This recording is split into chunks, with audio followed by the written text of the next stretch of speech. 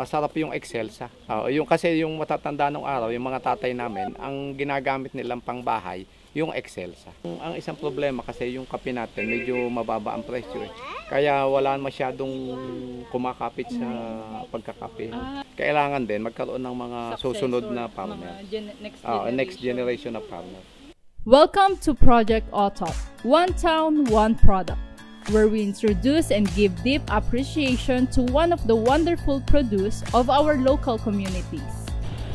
Today, we explore the municipality known for its abundant coffee farms and finest coffee production in the uplands of Cavite. Welcome to Amadeo, Cavite. Tayo ay nasa Amadeo, and did you know that Amadeo is the coffee capital of the Philippines? Oh, what? Wow, di ba? Napakagandang pakinggan.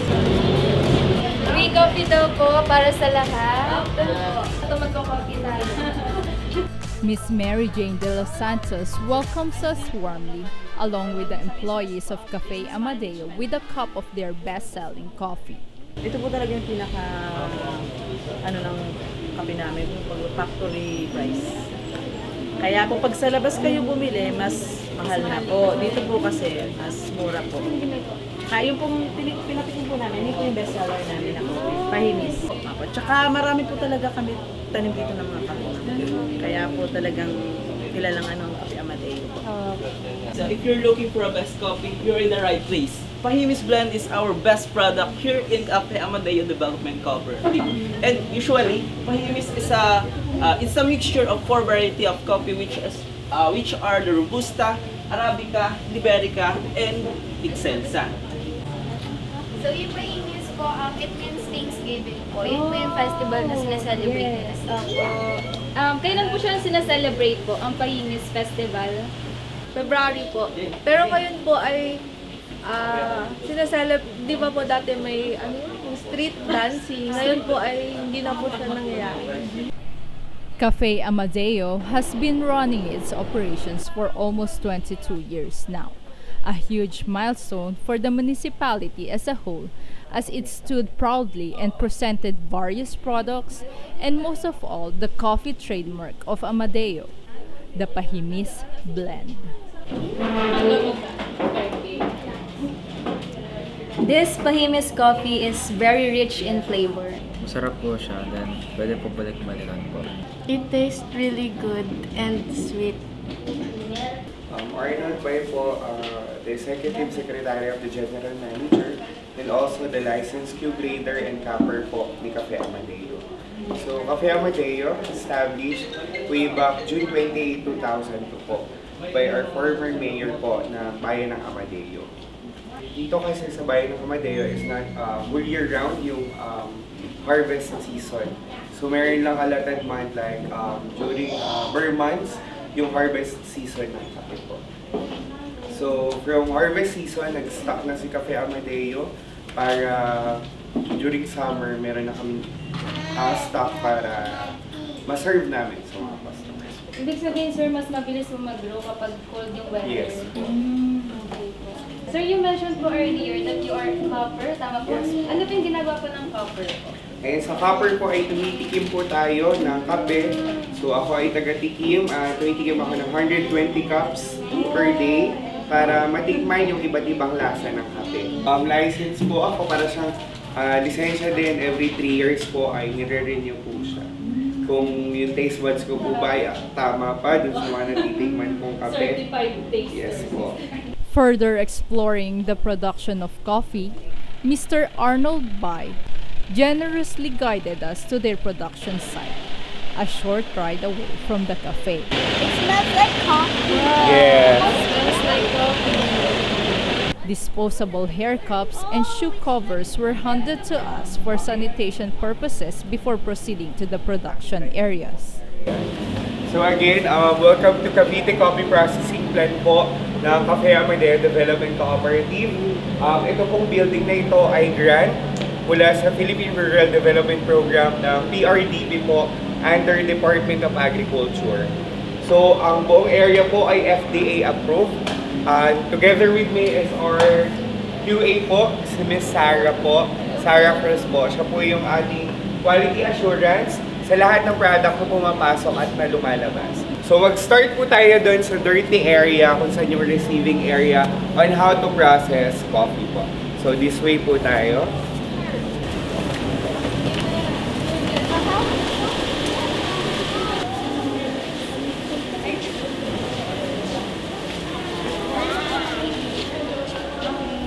Okay po, so dito sa dirty area, ito na yung mga stocks na kape. And yung na-mention ko, hindi naman kasi whole year round yung harvest season sa bayan ng Amadeo. So during bare months lang yung harvest season. So nag-stock na kami ng kape para meron pa rin kaming mapoproduce at maisa-serve sa customers. So ito yung pinaka-start na machine. This is the hulling machine. So yung mga may balat na kape, dito siya inilalagay para tanggalin yung mga balat. Okay? So, itong dehaling machine is, ang capacity is 1 tonelada, so 1,000 kilos. Yung kaya niyang idehal sa loob na isang araw. Okay po. So, after ni dehaling machine, we have sifter. So, si sifter po ay, ito yung machine na pinaghihiwalay, yung small, medium, large. Meron kasing sizes pa ang mga coffee bean. So yun, kaya natin pinaghihiwalay yung small, medium, large para during roasting time, hindi agad maluluto yung maliliit sa malalaki. Kasi mas matagal maluto yung malalaki unlike dun sa maliliit. So kapag nasunog siya, papangit yung lasa. Okay po, so kailangan nating mapaghiwa-hiwalay para balance yung pagluluto. Ito po sa manual sorting ay tinatanggal yung mga foreign matters. Tinatanggal yung mga defects ng beans like black beans, defect beans, yung mga cracked beans, yung mga pangit na beans. Minsan may napapasama ding mga kahoy at mga bato or stones. Kaya kailangan tanggalin para maging mas maganda yung quality na sinaserve natin sa customers. So roasting area, that's the 30 kilos capacity. Ayan, makikita nyo dito sa maliit na butas ay hindi pa siya luto. Ayan, di ba? Ayun siya, ayun siya. Ito pa yung mga beans. So depende sa klase ng beans kung ilang minutes siya pwede lutuin. So we have Arabica, Excelsa, Robusta, and Liberica. Kapag Robusta at Arabica, medium roast lang siya. So, mas mabilis ang pagluluto. Kapag Excelsa, Liberica naman, dark roast, mas matagal yung pagluluto. So, that's 30 kilos capacity bawat. Alright? So, sa production area, dito na po ginagawa yung blending, yung grinding, yung packaging, weighing, sealing, at sewing. Meron kaming sewing dahil po meron kaming tinatahe na packaging. So that's our trademark packaging, yung naka-jute sack po, yung nakasako. Okay, so dito makikita nyo, ayan. So yung pagpa-packaging at pagle-labeling ng bawat product. Each of these processes is carefully done to maintain the quality of the finest coffee in Cafe Amadeo. The status of the business continues to thrive even in the pandemic, where they seize a new opportunity amidst the crisis. During the pandemic, Cafe Amadeo's online transactions became even more successful, paving the way for the success that led to the opening of the extension of their cafe just beside the production site. To Rise Coffee Shop in Pasalubong Center. So that would be open for this coming June 28. And also the celebration po ni Cafe Amadeo ng 22 years. Kagandahan po dito ay meron na kaming drive-thru. Ayan, coffee for drive-thru. Cafe Amadeo is just one of the businesses that not only gives exposure and appreciation to their own products, but is also a place where the local community can thrive and the local farmers who produce the coffee beans are appreciated. It is a place of relaxation and a hub of culture that represents the municipality of Amadeo.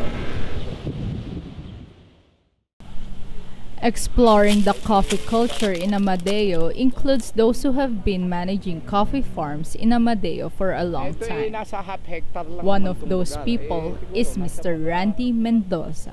Hindi lang 600 na puno. ang dami pa. Oo, lahat. Hanggang doon sa baba. Kasi ito, naka-intercrop, hindi lang kape.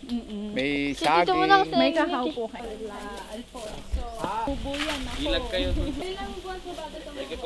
Pero bago itanim yan sa ganitong sa farm na, bago itanim, mga ang height niya, mga siguro mga 2 feet na.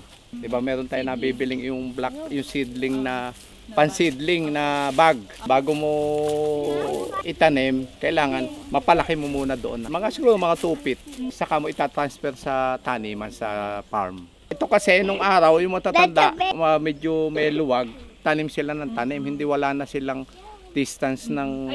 Ay dapat kahit 3x3 o kaya 2.5 by 2.5 na distance left to plant, ganon. Mr. Randy Mendoza was more than happy to share his knowledge with coffee beans and past experiences that contributed to who he is now. From the kind of coffee beans, its processes, his trading experience, and the differences between the prices of those trades before and now. Nung araw kasi madalang yung mga magulang namin na nakatapos ng pag-aaral, mga hanggang elementary lang sila or high school. Hanggang doon lang sila. Tapos bubukid na. Pero kaya buhayin ng pamilya kasi nung araw, nung panahon ng President Marcos, nung araw, bawal pa ang importation ng mga produkto. Okay. Kahit ano. Malaking kahit factor isda, po malaking ang factor yun. importing. Kasi yung produkto natin, mahal. Oo. Mahal nating nabebenta. Yes. Kasi wala pang tayong importation. kompetensya. Walang kompetensya. Ang isang problema kasi yung kape natin, medyo mababa ang presyo eh. Kaya wala masyadong kumakapit sa pagkakape. Mga year 90s, mga 90s ganyan. Nung araw, nagse-700 ng kape. Ay kamura-mura nung mga kamura-mura ng mga bilihin. 4 kilo. Oh, por lata, Ay, 4 lata, kilo. isang Oo, kilo. napangga ganon. Halos 700. Ang napatak ang kuwan, mura yung bilihin natin nung araw. So, kayang-kaya ng mga tao dito sa atin na mamuhay sa kape lang. Tatandaan ko, yung isang sakong bigas, kaya mo nang bilhin ng isang latang kape, labis pa. Yung pagbibilhan mo ng 350 lang pesos yung isang kilo na 50 kilo na bigas. Wala pa noon 25 kilos. 50 kilos ang bigas. Kayang-kaya namang bilhin.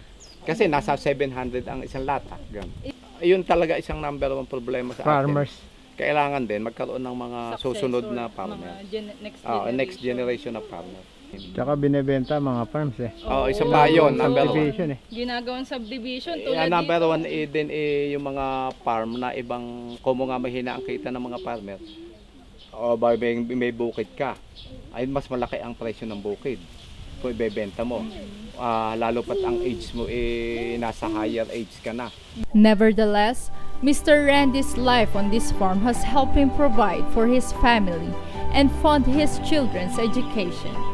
It became a source of pride and a source of life for many people like Mr. Randy and his family, who continue to depend on the benefits that the coffee farming brings.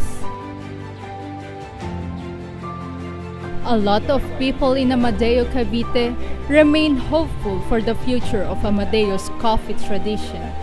The potential that Amadeo's coffee culture possesses deserves a lot of support for affordable equipment, machines, and an efficient trading system that will favor and reward the efforts that our coffee farmers give.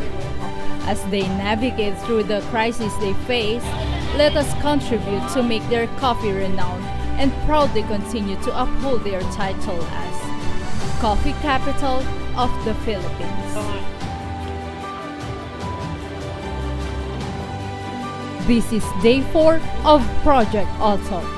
One town, one product. One town, one